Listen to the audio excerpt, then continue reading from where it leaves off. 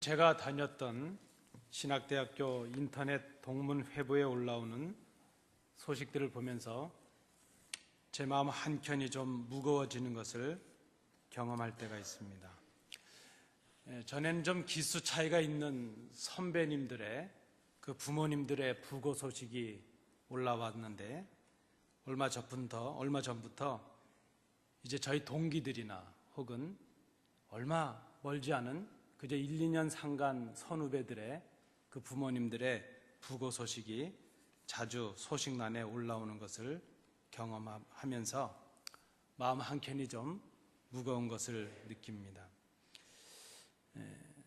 고등학교를 졸업하고 동시에 부모님의 품을 떠난 지가 30년이 훌쩍 지나버렸습니다. 그리고 부모님을 그저 멀리 떠나서 유학 생활을 하고 이민 생활을 시작한 지도 이제 거의 10여 년이 되었습니다.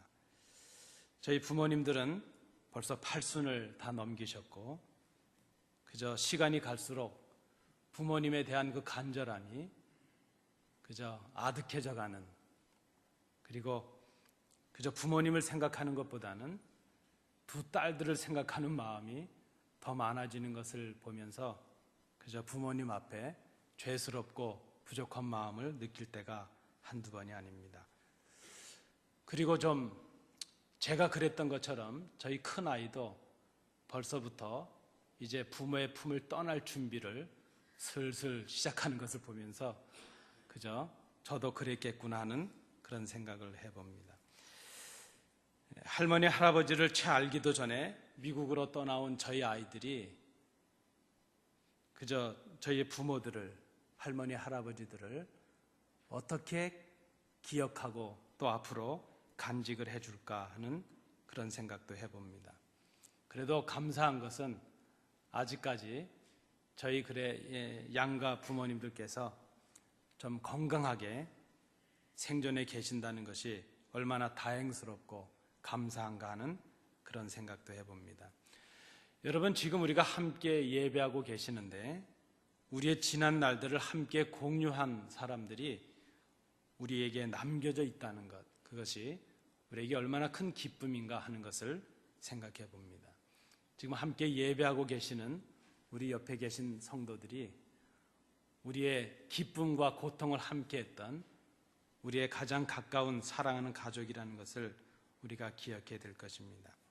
그리고 이제 얼마 지나지 않아서 곧 우리의 기억과 추억 속에서만 만나게 될 분들이라는 것도 우리가 생각을 해야 될 것입니다.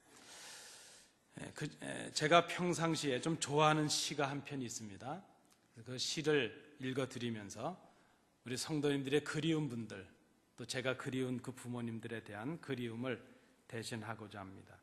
마종기라는 시인이 쓰신 밭꽃이라는 시입니다. 그날 밤은 보름달이었다. 건너집 지붕에는 흰 밭꽃이 수없이 펼쳐져 피어 있었다. 한밤의 달빛이 푸른 아우라로 밭꽃의 주위를 감싸고 있었다. 밭꽃이 저렇게 아름답구나. 네. 아버지 방 툇마루에 앉아서 나눈 한마디. 얼마나 또 오래 서로 딴 생각을 하며 밭꽃을 보고 꽃의 나머지 이야기를 들었을까. 이제 들어가 자려무나. 네, 아버지. 문득 돌아본 아버지는 눈물을 닦고 계셨다. 오래 잊었던 그 밤이 왜 갑자기 생각이 났을까? 내 아이들은 밭꽃이 무엇인지 한 번 보지도 못하고 하나씩 나이 차서 집을 떠났고 그분의 눈물은 이제야 가슴에 절절히 다가와 떨어져 있는 것이 하나 외롭지 않고 내게는 귀하게만 여겨지네. 이미 아버지가 돼버린, 장성해버린 아들이 이미 고인이 되신 당신의 아버지를, 그 어릴 적 아버지를 그리면서 아버지와 나는 그 몇 마디의 말에서 그 오랜 세월 동안 말로 표현해보지 못했고 또 셀 수 없었던 아버지의 눈물과 마음을 읽어낸 시로 평가를 받습니다. 그리고 그것을 가능하게 했던 것이 바로 이 아들이 가졌던 아버지에 대한 기억이 아니겠는가 생각합니다. 오늘 우리가 함께 읽으신 이 본문의 말씀은 신명기의 말씀입니다. 여러분 아시는 대로 신명기는 창세기, 출애굽기, 레위기, 민수기 이 모든 하나님의 율법의 책을 다시 종합해서 그 율법을 잘 알지 못하는 후대들에게 요약해서 말씀해준 모세의 설교입니다. 그래서 신명기에는 모세 3편의 설교가 나타납니다. 그리고 오늘 본문의 말씀은 두 번째 설교에 해당하는 결론 부분입니다. 요단강을 건너서 가나안 땅에 들어가기 전에 모세는 이제 이스라엘 백성들을 향해서 고별의 설교를 하고 있습니다. 모세는 이미 하나님께로부터 청천벽력과도 같은 말씀을 들었습니다. 이제 그 가나안 땅을 목전에 두고 가나안 땅을 가지 못하고 지금 서 있는 느보산에서 죽음을 맞이하게 될 것이라는 하나님의 말씀을 들었습니다. 이제 자기는 갈 수 없는 그 가나안 땅을 앞으로 들어가서 살아야 될 그 믿음의 후대들을 위해서 마지막 설교를 하고 있습니다. 자신은 가지 못할 가나안 땅이지만 그 가나안 땅에 들어가서 살아야 될 그 이스라엘 백성을 위해서 지금 이 설교를 하고 있는 것입니다. 그래서 지금 이 모세의 설교를 듣고 있는 대부분의 이스라엘 백성들은 요즘 말로 하면 신세대들입니다. 그들은 가데스 바네아라는 곳에서 하나님을 거역하고 모세에게 불순종했다가 광야에서 다 죽어간 출애굽 세대의 후손들이었습니다. 지금 이 말씀을 듣고 있는 이 신세대들 대부분은 애굽을 알지 못합니다. 홍해의 기적을 직접 경험하지 못한 사람들입니다. 그리고 하나님의 그 시내산의 언약의 말씀을, 율법을 잘 알지 못하는 그런 사람들입니다. 하나님을 잘 알지 못하고 과거의 역사를 잘 알지 못하는 그 후대들을 향해서 그 신세대들에게 지금 모세가 설교를 하고 있습니다. 과거에 그 구세대들이 경험했던 그 고통과 원망과 그 쓰라린 과거를 이제는 교훈으로 남겨서 그런 전철을 밟지 말라고 교훈하고 있습니다. 그들이 앞으로 걸어가야 될 길이 어떤 길인가 하는 것을 간곡하게 마지막으로 설교를 합니다. 그리고 이제 오늘 본문에서 가나안 땅의 주역으로 살아가야 될 그들을 향해서 너희들이 가나안 땅에 들어가게 되면 무엇을 해야 할 것인가 하는 것을 마지막으로 당부를 해 주었습니다. 그 내용이 바로 오늘 함께 읽으신 설교의 본문 내용입니다. 그리고 그 설교의 핵심은 이렇게 요약할 수 있습니다. 기억하라 하는 것이죠. 기억하라는 것입니다. 그들의 조상들이 겪었던 그 아픔의 시간들, 쓰라린 아픔들을 기억하라는 것입니다. 그리고 그 쓰라린 아픔에서 이스라엘을 건지셔서 너희를 가나안 땅에 이르게 하실 그 하나님의 은혜를 기억하라 하는 것입니다. 여러분, 오늘 이 모세가 이 말씀을 증거하고 있을 때 그 심정이 어땠을까 하는 것을 생각해 봅니다. 꿈에도 그리던 가나안 땅 아니겠습니까? 그 하나님의 약속이 주어졌다는 그거 하나를 가지고 그 고생을 해서 홍해를 건너고 광야의 시절을 보내왔지 않습니까? 이제 가나안 땅이 저 눈앞에 보이고 있는데 그 가나안 땅을 목전에 두고 모세는 그 가나안 땅을 밟지 못하게 되었습니다. 하나님을 알지 못하고 하나님의 기적과 하나님의 말씀을 전혀 알지 못하는 세대를 향해서 하나님의 약속을 받았고 그 고통의 세월을 알고 있는 모세가 그 후대들을 향해서 지금 이 설교를 하고 있습니다. 나는 비록 이 땅에 남게 되겠지만 너희는 하나님의 인도하심으로 약속하신 그 땅을 밟게 될 것이다. 그리고 그때 너희가 그 가나안 땅에 들어가서 정착하게 되면 그 땅에서 얻게 하신 첫 열매를 거두고 그것을 가져다가 광주리에 담아 하나님께서 그의 이름을 두시려고 구별하신 성전에 올라가서 그 만열물, 그 첫 열매를 하나님께 드리라 하는 것입니다. 예배하라 하는 것이죠. 너희를 인도하신 하나님께 예배하라. 하나님을 두신 성전에서 예배하라. 너희에게 주신 가장 귀한 것을 최선을 다하여 준비하여 만물을 드리는 정성으로 하나님께 예배하라. 이것이 바로 모세의 당부였습니다. 여러분, 오늘 본문에서 우리가 예배에 관해서 몇 가지를 정리하고 넘어갈 필요가 있습니다. 첫째는 예배는 하나님께 하는 것이라는 것입니다. 예배의 대상은 하나님이십니다. 예배를 받으시는 분이 하나님이십니다. 우리의 기도를 받으시고 우리의 예물을 받으시는 분이 바로 하나님이십니다. 그래서 예배는 사람 앞에 서는 것이 아닙니다. 예배는 하나님 앞에 서는 것입니다. 우리 예배를 하실 때 예물도 드리고 기도도 하시지만 기도도 사람 앞에 하기 전에 사람이 듣지만 하나님께 하는 것입니다. 예배의 대상이 하나님이시라는 것을 우리가 기억해야 될 것입니다. 하나님께 예배하는 자들은 오늘 본문에 있는 말씀처럼 우리에게 주신 소산에 만물을 드리는 자세가 있어야 된다는 것입니다. 만물이라는 것은 첫 열매를 의미합니다. 그것은 가장 귀한 것이라는 그런 의미가 있습니다. 오늘 본문의 말씀처럼 모든 소산의 만물을 거둔 후에 그것을 가져다가 광주리에 담고 내 하나님 여호와께서 그의 이름을 두시려고 택하신 곳으로 그것을 가지고 가서 드리라 말씀합니다. 하나님 앞에 예배하러 나오는 사람들은 어떤 마음의 자세를 가지고 나와야 될 것인가?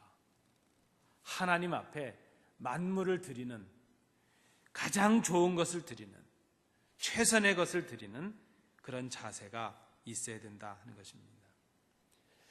여러분, 오늘 주예전에 올라오실 때에 여러분의 가장 귀한 마음을 가지고 오셨습니까? 가장 그 좋은 마음으로 가장 정성을 들여서 하나님께 올라오셨습니까? 그것이 바로 만물을 드리는 우리의 정성과 자세라 말할 수 있습니다. 예배는 오늘 본문에 의하면 성전에서 드려야 된다는 것입니다. 성전은 어떤 곳입니까? 성전은 사람이 지은 집 같지만 성전은 하나님의 집이요, 하나님께서 이름을 두시려고 구별하여 택하신 곳이 바로 성전이라는 것입니다. 그래서 성전은 하나님의 이름이 있다는 의미에서 하나님의 다스리심이 있고 하나님의 임재가 있는 것이 바로 성전입니다. 하나님이 계신 곳이 바로 성전이라는 것을 우리는 기억합니다.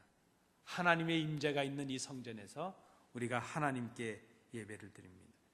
그리고 오늘 본문에 또 보시면 그 모든 예배하는 자들과 함께 즐거워하라 하는 것입니다.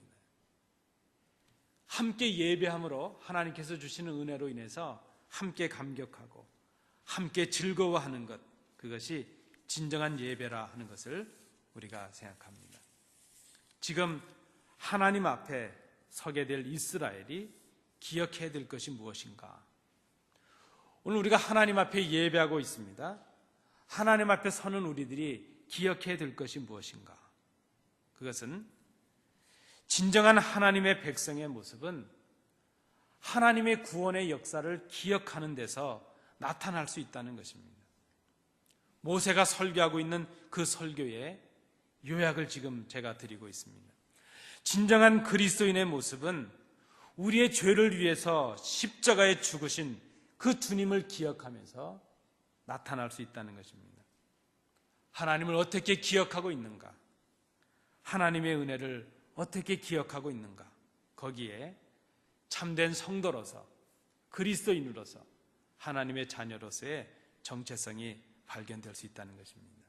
오늘 특별히 본문 5절부터 9절의 말씀은 이제 이스라엘이 가나안 땅에 들어가서 하나님 앞에 서게 될 때에 잊지 말아야 될 고백을 모세를 통해서 우리에게 말씀하고 있습니다. 하나님 앞에 예배할 때에 이 고백을 하라는 것입니다. 너희가 가나안 땅에 들어가서 하나님의 은혜로 그 땅을 차지하고 첫 열매를 하나님께 드릴 때 그 열매를 가지고 하나님 앞에 나아가서 이 고백을 하라, 이렇게 지금 말씀하고 있습니다. 그것은 가나안 땅에 정착한 이스라엘이 반드시 기억해야 될 고백이었습니다. 모든 소산을 거두고 첫 열매를 구별해서 하나님 앞에 나아가면서 그 물질을 가진 사람으로서 그들이 기억해야 될 고백이었다는 것입니다. 그것은 그 내용이 무엇입니까? 누가 우리를 이 땅에 서게 하셨으며 누가 우리를 이날까지 여기까지 인도해 주셨는가 하는 것을 기억하라는 그런 고백이었습니다. 여러분, 한번 이스라엘이 처한 상황을 우리가 한번 생각해 보겠습니다. 이스라엘이 그 모세의 설교를 듣고 하나님의 은혜로 요단강을 건너서 가나안 땅에 들어갔습니다. 그런데 하나님의 약속으로 주어진 그 땅은 쉽게 주어지는 땅이 아니었습니다. 하나님의 도우심을 받아서 그 땅을 차지하기 위해 싸워야 됐고 힘들어서 정복해서 얻어야 되는 땅이 바로 가나안 땅이었습니다. 그들은 그 땅을 얻기 위해서 가나안 족속들과 치열한 삶의 경쟁을 해야만 했습니다.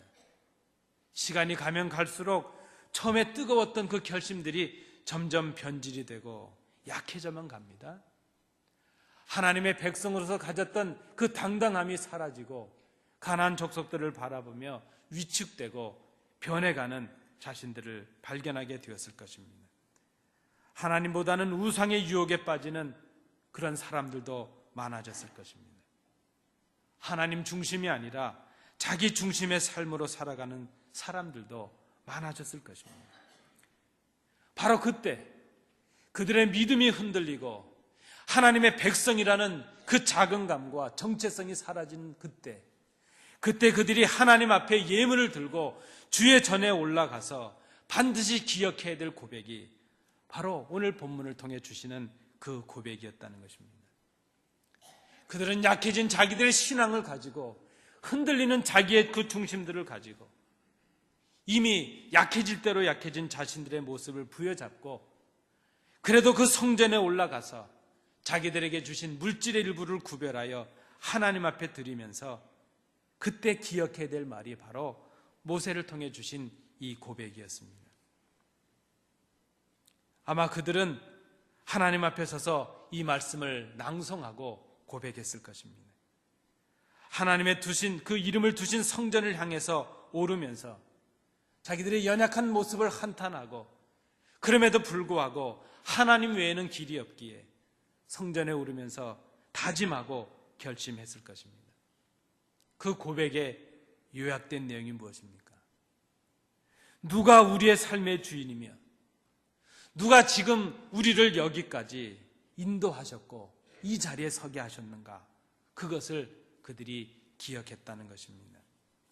오늘 5절 9절의 말씀, 5절부터 9절의 말씀을 제가 공동 번역으로 좀 의역을 해서 해석을 해드리려고 합니다.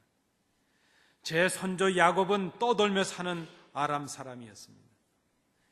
그는 얼마 안 되는 사람을 거느리고 에집트로 내려가서 거기에 빌붙여 살았습니다. 그러나 그는 거기에서 불어나 크고 강대한 민족이 되었습니다. 그런데 에집트인들이 우리를 억누르고 괴롭힙니다. 우리를 사정없이 부렸습니다. 우리가 우리 선조들의 하나님 야훼께 부르짖을 때에 하나님께서는 우리의 아우성을 들으시고 우리가 억눌려 고생하며 착취당하는 것을 굽어 살피셨습니다. 그리고 야훼께서는 억센 손으로 치시며 팔을 뻗으셔서 온갖 표적과 기적을 행하심으로써 그 애굽 사람들 모두를 두려워 떨게 하시고 우리를 에집트에서 구원해 주셨습니다. 그래서 우리를 이곳으로 데려오셨고 젖과 꿀이 흐르는 이 땅을 우리에게 주셨습니다. 이스라엘 백성은 하나님 앞에 서는 그 순간 하나님께 예배하는 그때마다 이 내용을 기억하고 암송을 했습니다. 제사장 앞에서 이 내용을 하나님 앞에 고백했습니다. 하나님 앞에 서는 이스라엘이 잊지 말고 기억해야 되는 것, 바로 이것이었습니다. 그들의 고백의 내용은 크게 두 가지로 요약이 됩니다. 첫째는 자신들이 누구였는가 하는 것에 대한 고백입니다. 그리고 두 번째 고백은 그 연약한 자신들을 인도하신 하나님의 은혜를 기억하는 고백이었습니다. 그들의 고백이 무엇입니까? 내 조상은 방랑하는 아람 사람이었습니다. 애굽에 내려가서 소수로 살았습니다. 거기서 목숨을 부지하느라고 그저 빌부터 살았습니다. 그것이 바로 이스라엘이 고백했던 자기들의 정체성이었다는 것입니다. 그들은 방황하는 사람이었고 먹고 살기 위해 고향을 떠나 애굽 사람들에 붙어서 살았던 그런 연약한 사람들이었습니다. 그들은 그곳에서 온갖 정신적인 고통과 육체적인 학대와 압제를 당해야만 했습니다. 소망 없이 살아가던 사람들, 그 사람이 바로 이스라엘 사람들이었습니다. 그 소망 없이 살아가던 그들을 하나님께서 구원하셨습니다. 하나님께서 강한 손과 편팔로 큰 위험과 이적과 기사로 그들을 애굽에서 인도하여 내셨습니다. 그리고 하나님이 약속하신 대로, 그 조상들에게 약속하신 대로 젖과 꿀이 흐르는 그 약속의 땅 가나안을 그들에게 허락해 주셨습니다. 오늘 본문 1절 말씀해 보시면 내 하나님 여호와께서 내게 기업으로 주어 차지하게 하실 땅이라는 표현이 있습니다. 이게 주셨다는 표현이 두 번이 쓰이고 있습니다. 기업으로 주셨다, 그리고 차지하게 하셨다. 같은 의미의 단어를 두 번씩이나 반복하고 있습니다. 이 의미가 무엇이겠습니까? 이것은 그 약속으로 주어진 가나안 땅이 이스라엘 사람들의 공로나 수고의 결과가 아니라 하나님께서 주신 전적인 은혜였다는 것을 강조하고 있는 말입니다. 조상들과 맺으신 그 언약대로, 그 약속대로 하나님의 은혜로 그 땅을 그들이 얻게 되었다는 것입니다. 여러분 이 장면을 한번 생각해 보시기 바랍니다. 모세가 이 설교를 했고 그 설교를 들은 이스라엘 백성이 이제 시간이 지난 다음에 가나안 땅에 들어갔습니다. 그리고 그들은 가나안 땅에서 첫 열매를 거두게 하신 하나님의 은혜로 그 만물을 구별해서 하나님 앞에 예배를 드립니다. 그리고 그들은 예배를 드릴 때마다 이 5절부터 9절의 내용을 믿음으로 고백하고 다짐하고 결심했을 것입니다. 여러분, 가나안 땅에서 얻은 그 첫 열매를 하나님께 드릴 때 그들의 부끄럽고 끔찍했던 조상들의 과거를 기억하게 하신 이유가 바로 여기에 있었습니다. 그 이유는 그들이 누구인가 하는 것을 알게 하기 위함입니다. 그들이 누구였는가 하는 것을 기억하게 하기 위함이셨습니다. 그들이 어떤 존재였고 어떤 형편 속에 있었던 사람인지를 깨달으라는 것입니다. 그들로 하여금 그들이 누구였는지를 기억하게 하는 것, 어떤 존재였는지를 기억하게 하는 것, 그것은 바로 그렇게 자기 자신이 누구였는가를 기억해야 자기들을 구원하신 하나님을 기억하고 하나님의 은혜를 기억할 수 있었기 때문입니다. 그들은 애굽의 압제하에서 고된 강제 노역에 시달려야만 했습니다. 자녀들을 낳았지만 아들을 낳았다면 그 남자아이는 강물에 버려질 수밖에 없었습니다. 고통 속에 신음하던 이스라엘을 하나님이 돌아보셨습니다. 하나님은 이스라엘을 구원하시기 위해서 애굽 사람들이 두려워할 일을 행하셨습니다. 자연의 법칙과 인간의 상식을 넘어서는 이적과 기사를 행하셨습니다. 그렇게 구원해 주신 사람들이 바로 이스라엘 백성들이었습니다. 여러분, 내가 누구였는지를 기억하지 못하면 우리는 변질이 되고 맙니다. 오늘 우리는 하나님 앞에 예배를 드리고 있습니다. 이스라엘 백성들이 고백했던 5절부터 9절의 그 말씀이 오늘 우리가 하나님 앞에 서서 고백해야 될 그 내용입니다. 하나님께서 우리를 애굽 같은 죽음의 세상에서 우리를 건져주셨지 않습니까? 우리가 능히 건널 수 없었던 그 홍해를 하나님께서 건너게 해주셨지 않습니까? 그 고통과 아픔의 시간들을 우리의 힘과 능력으로 벗어날 수 없었던 그 죄의 문제들을 우리 하나님께서 해결해 주시지 않았습니까? 우리가 하나님 앞에 서서 먼저 해야 될 것이 있다면 내가 어떤 존재였는가 하는 것을 기억하는 것입니다. 내가 할 수 없는 그 일을 주님께서 십자가 위에서 우리 대신 피를 흘리심으로 우리를 구원해 주셨습니다. 내가 어떤 사람이었고 어떤 상태에 있었는가 하는 것을 깨닫지 못한다면, 그것을 기억하지 못한다면 우리는 하나님의 은혜를 기억할 수 없고 나를 위해 돌아가신 십자가의 주님을 기억하지 못하게 될 것입니다. 내가 누구였는지를 잊어버리면 지금 우리를 이 자리에 있게 하신 하나님의 은혜를 우리는 기억하지 못하게 될 것입니다. 여러분, 우리는 오늘 하나님 앞에 나와서 예배를 드립니다. 얼마나 많은 예배를 드리셨습니까? 지금까지 우리는 얼마나 많은 예배를 하나님께 드려왔는지 모릅니다. 그러나 오늘 우리는 이스라엘 백성들이 그 모세의 설교를 듣고 자기들의 가장 그 귀한 만물을 가지고 하나님 앞에 서서 이 고백을 드렸던 것 같은 그 심정으로 우리도 오늘 이 고백이 하나님께 있어지기를 간절히 원합니다. 내가 누구였는지, 우리가 누구였는지, 죄로 죽었던 우리를 하나님께서 어떻게 살리셨는지, 죄의 종으로 살아간 우리를 위해서 그리스도께서 어떻게 십자가에 죽으셨는지, 내가 누구였는지를 기억하지 못한다면 하나님의 은혜를 기억할 수 없습니다. 하나님을 향한 감사와 감격이 사라지고 맙니다. 그렇다면 그런 사람은 더 이상 하나님의 백성일 수가 없습니다. 하나님의 자녀일 수가 없습니다. 모세는 지금 훗날 그 가나안 땅에서 살아가야 될 이스라엘 백성들을 향해서 이 말씀을 증거하고 있습니다. 너희들이 하나님의 은혜로 가나안 땅에 들어가게 되면, 그 땅에서 하나님의 은혜로 소출을 거두어 첫 열매를 하나님께 드리게 되면 하나님께 나갈 때 반드시 이 고백을 기억하라는 것입니다. 하나님 앞에 이 고백을 제사장 앞에 다짐하고 결단하라는 것입니다. 우리가 누구였는지, 우리의 조상들이 어떻게 하나님을 거역하고 하나님의 말씀을 불평하다가 어떤 일들을 당했는지, 하나님께서 우리를 애굽에서 어떻게 건지셨고 어떻게 홍해를 건너게 하셨는지, 우리를 어떻게 요단강을 건너게 하셨고 이 가나안 땅을 얻게 하셨는지, 우리를 기억하고 자신을 기억하고 자신들을 인도하신 하나님을, 그 은혜를 기억하라는 그 고백입니다. 여러분, 우리가 어떤 존재였는지를 기억할 필요가 있습니다. 내가 누구였는지를 기억할 필요가 있습니다. 우리의 처음 모습을 기억할 필요가 있습니다. 우리 교회가 처음 어떤 마음으로, 어떤 뜨거운 마음으로 시작했는지 기억할 필요가 있습니다.